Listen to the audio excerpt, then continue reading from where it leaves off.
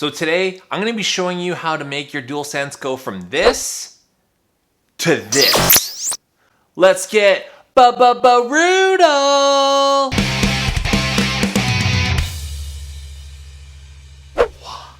What's up, everybody? It's your boy, the Fortitron, and today I am stoked to share with you my first brand partnership with the people at ExtremeRate. They hit me up and said, "Yo, Jimmy, we got a way to make your DualSense controller way more brutal. You interested?" And of course, I was like, make it so. So the people at ExtremeRate sent me some of their PS5 products, and we're gonna murder out my DualSense controller because everything looks better in black.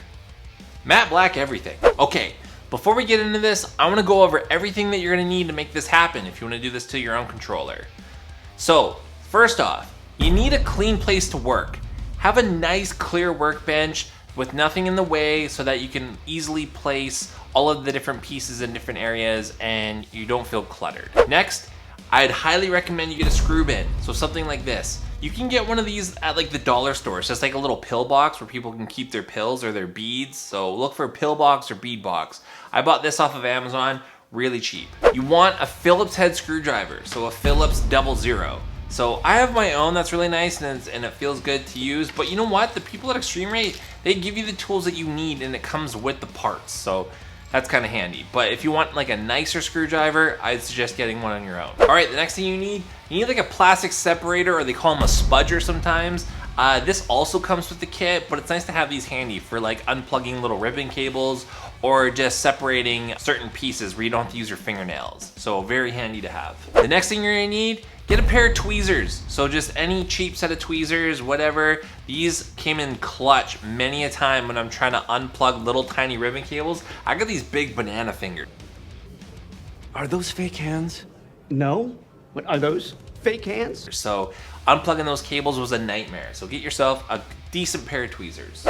Okay, the last thing that you need, a blow dryer or a heat gun. Personally, I use the blow dryer because heat guns are scary. This is a for real warning. If you have a heat gun, be careful with it. Heat guns get very extremely hot and they can easily melt plastic. In the instructional video, it showed them holding the heat gun to the circuit board for about 30 seconds. I highly recommend just using a blow dryer. Much lower heat, you do have to hold it for longer, but it's a lot safer. You know what?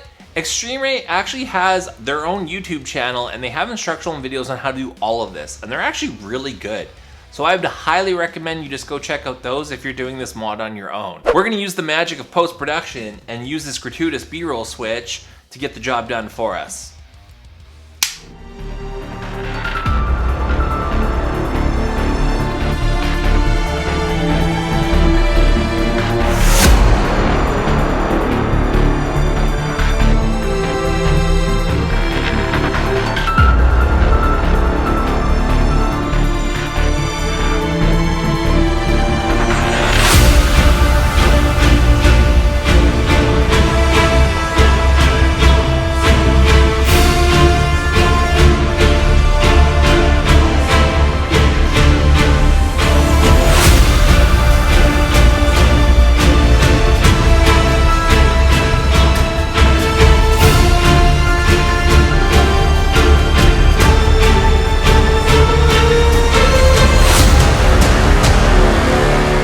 Okay, wow. This turned out super sick and awesome.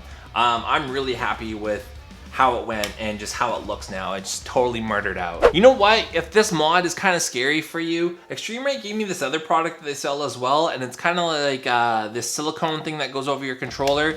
And I'm gonna be honest with you, when I saw pictures of this on like Amazon and on their website, I was like, that kind of looks stupid. But seeing it in person, it actually is not bad, and it feels nice in the hand as well. So again, if you don't want to go as extreme as me and maybe spray paint your controller like what I did, as well as all of these button mods and the stuff that they supplied me, yeah, just get one of these covers and that's cool enough, like, to be honest with you. Okay, here's my verdict. Would I do this mod again? I don't know if I would to the extreme that I did in this video. The button mod is cool, like just the regular buttons, like doing this and then the D-pad, that's cool enough. And then these face plates, easy enough to do. The touchpad and doing these trigger buttons, the trigger buttons were probably the hardest to do because you have to put it back together perfectly or else you'll hear a knock in your controller, and it's because the adaptive triggers, they're running on gears and it's a little piece that moves back and forth. So when I first reassembled my controller, it was knocking, it was making like a weird knocking noise. And I was really worried. So I had to disassemble my controller and then redo it a couple of times so it would stop doing that. The other thing too, the touchpad, this does look super cool, but having to hold either a heat gun or like a hair dryer to the piece of plastic to get the little circuit board to come off because it's held onto there with adhesive, that was also really scary as well. So it was kind of like a more intense mod, but would I do it again? I don't know. I think I would just do the buttons and maybe the faceplate.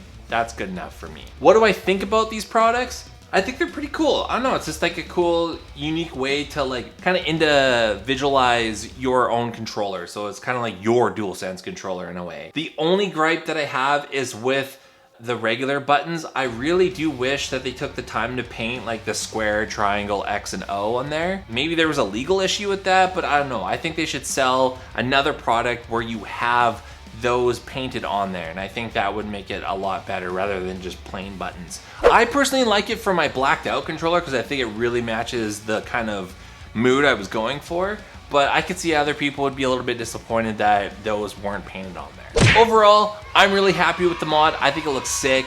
All of the products that I was sent are linked in the description, and then all of the tools that I use, I also linked in the description as well. So if you're wanting to do this, you get the right stuff, and then like I said, follow their videos, and then you'll have your own personalized DualSense controller as well. If you thought this video was cool, give it a like or even think about subscribing. I have some other videos on the best games to play on PS5 right now, and then also how to set up your PS5 for the best gaming experience. Go check them out right now. Also, tell me what you thought of my controller at the end, and then also tell me what kind of modifications you would do to your DualSense. Tell me in the comments down below. Anyway, that's gonna be it for me, everybody. Do me one last favor.